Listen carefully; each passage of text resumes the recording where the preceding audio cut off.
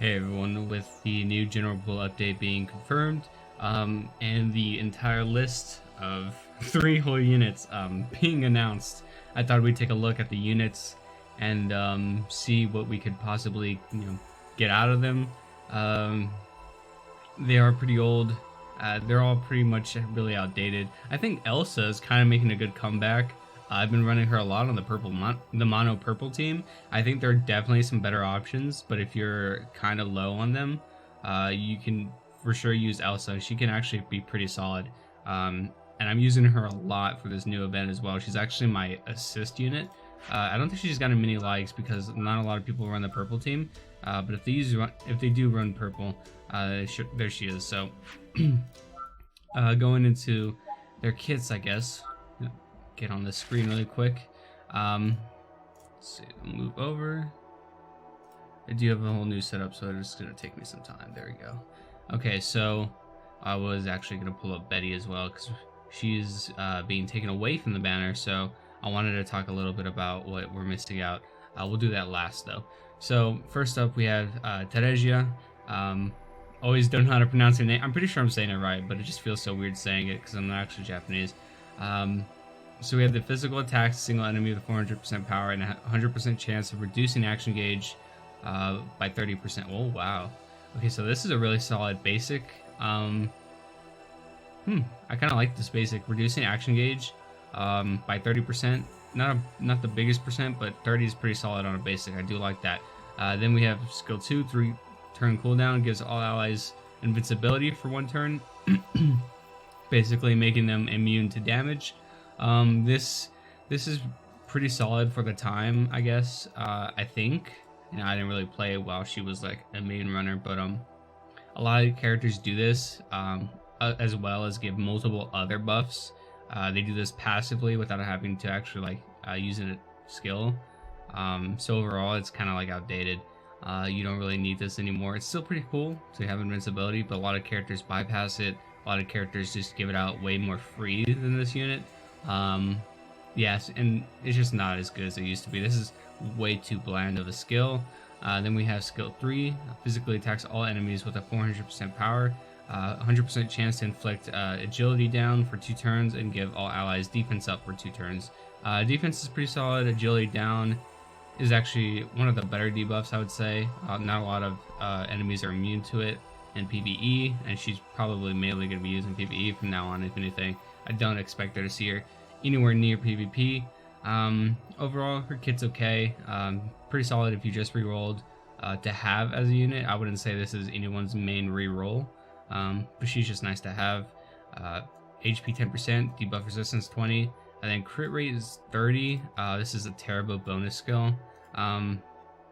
She's not an attack unit by any means.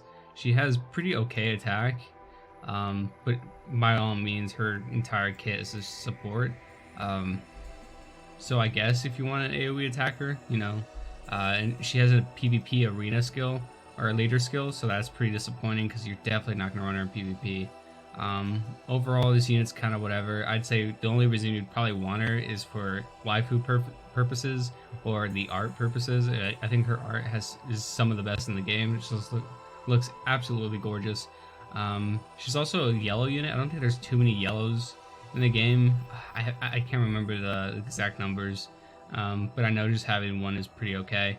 And yeah, so again, 14k, 1k, 800. They're all like extremely average. 154 is a little below average.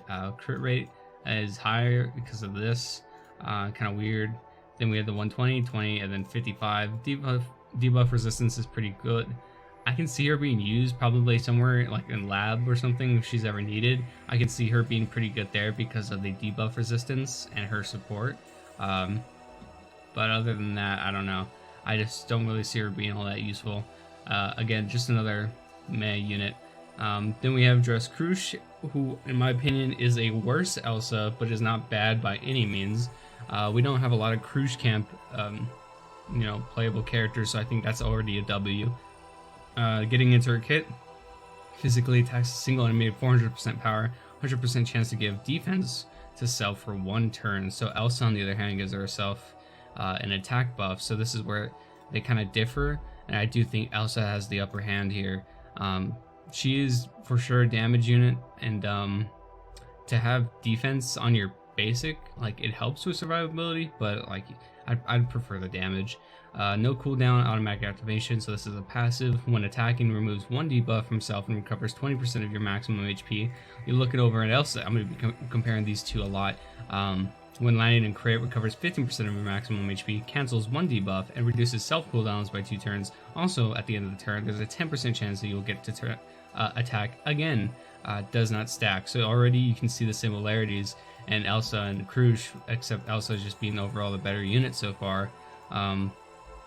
But again, we have to realize that this character is probably going to be used in niche content, lab, anything with Krush related camps.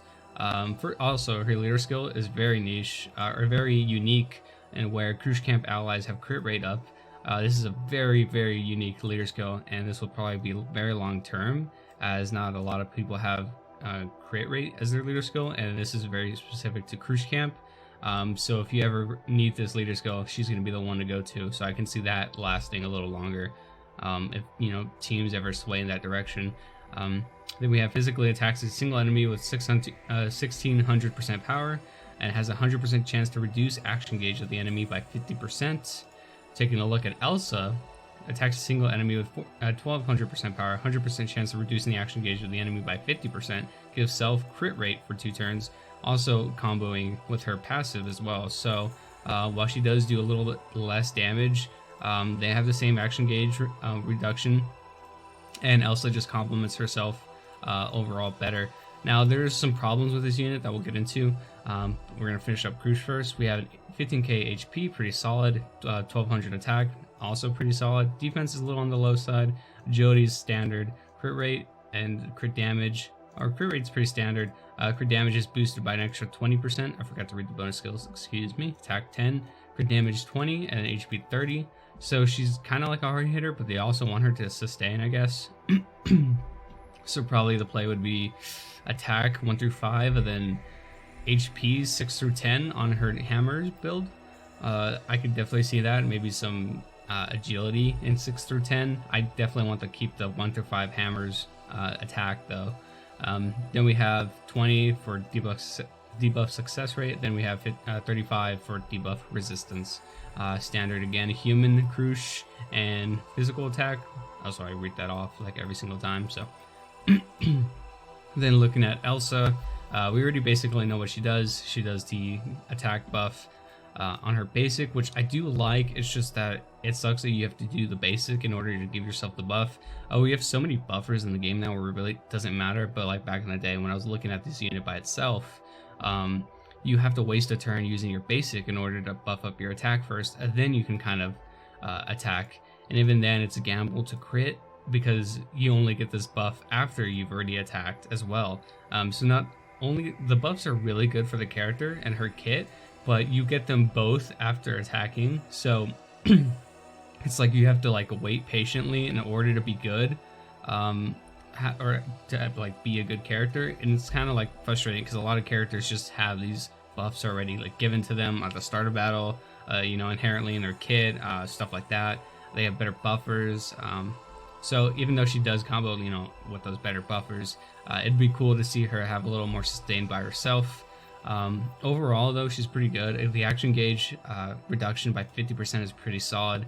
The second turn, you get the chance of getting a second turn actually procs like a decent amount. It's pretty solid.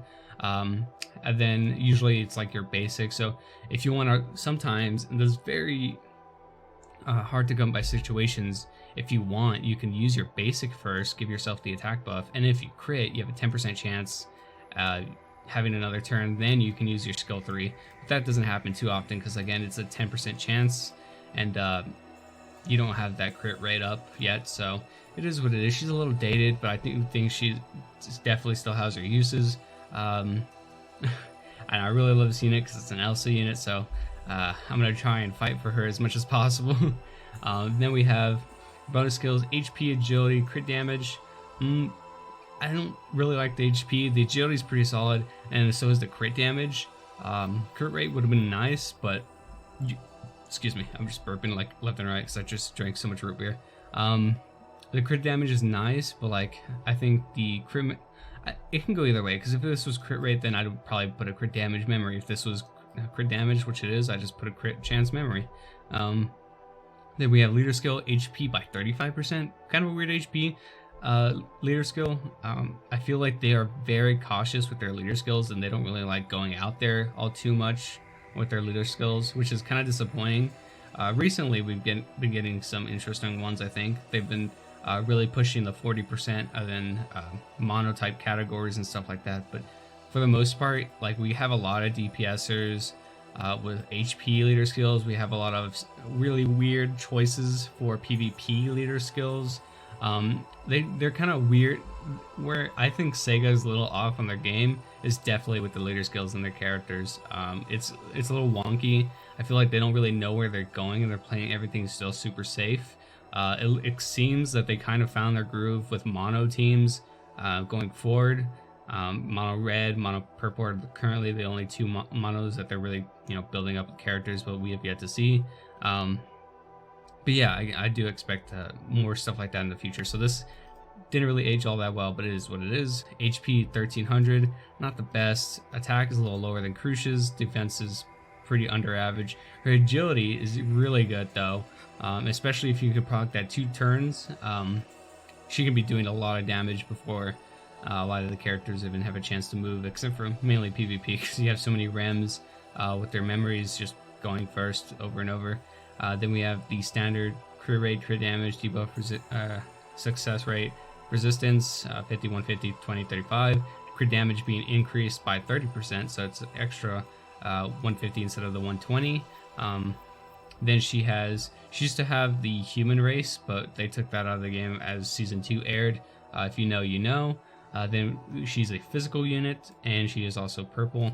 I'd love to see her on more camps, more niche teams, but it's very hard to build teams for this unit in that regard. So overall, she's a pretty solid get. Probably the best one, potentially along with Crush, because Crush is so niche, and there's so many less Crush that she's really needed for a lot of PvE content when it comes to Crush camps.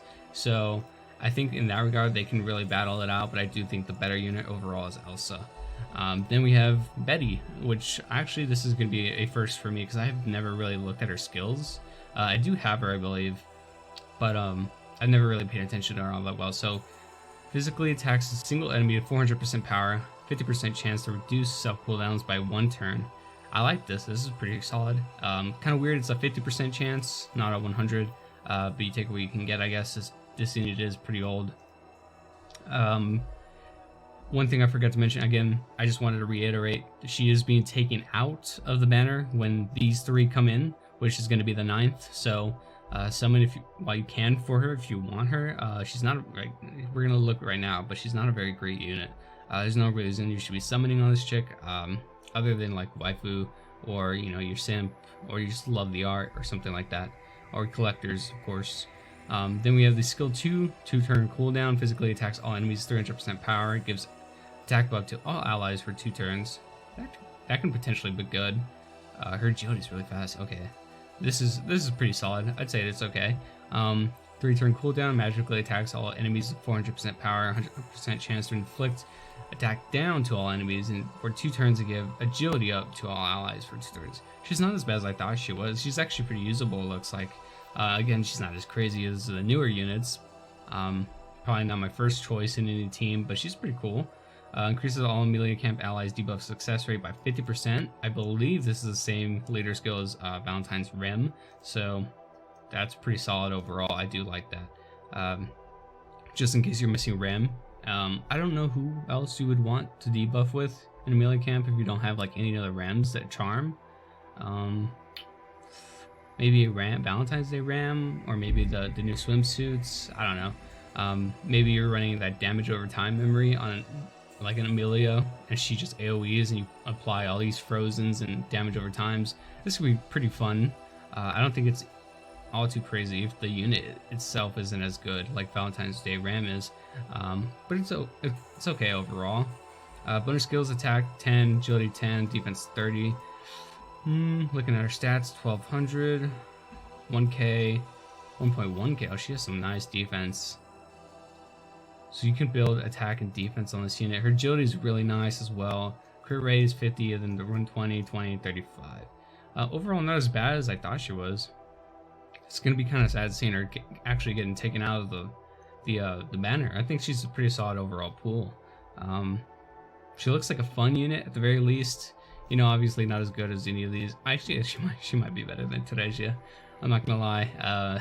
I'm kind of digging this kit. I don't know what it is, but I'm actually kind of really digging it. I kind of feel it. So yeah, we're just gonna go ahead back to the game. And yeah, those are the 3 units that are going to be coming. I don't believe any of their memories are going to be coming because they're already in here. I think so. We have, this is the one that came with Elsa. I have no idea which one came with Krush and Teresia. I'm assuming this one came with Krush. I think it is. And then this one came with the, or this one came with the Krush, sorry. And then this one came with the Teresia. I think that's what it is. I can also see this one being the Teresia one. And also, where's it at? The attack memory that they just gave away from the new event. They usually give it away like all the time. Like this one. I could definitely see this one being the Krush one, but it looks so old and they give it away so often. I don't think it is.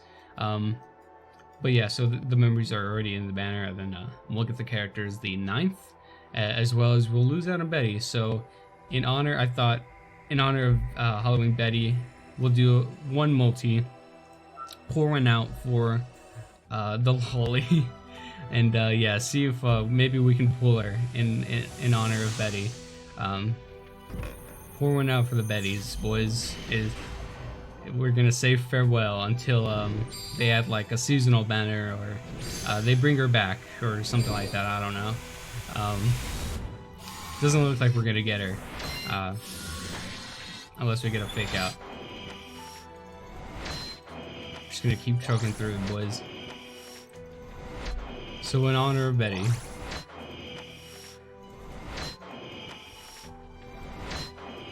man, if these are how the multis are gonna go when I finally do summon, I'm scared.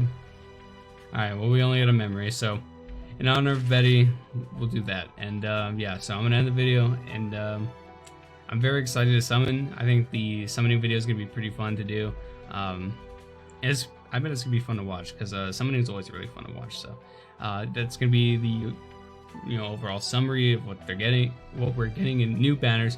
And again, these are gonna be not only in this ticket banner, they're gonna be in every single banner going forward. This is the general pool, not just the ticket. So the characters you see along with the new unit here are gonna have Elsa, Teresia, and Krush. And Halloween Betty's not gonna be there anymore. So you could probably summon on any other banner and just still pour one out for Betty. So yeah, that's gonna do it for the video, and I'll see you guys next time. Later.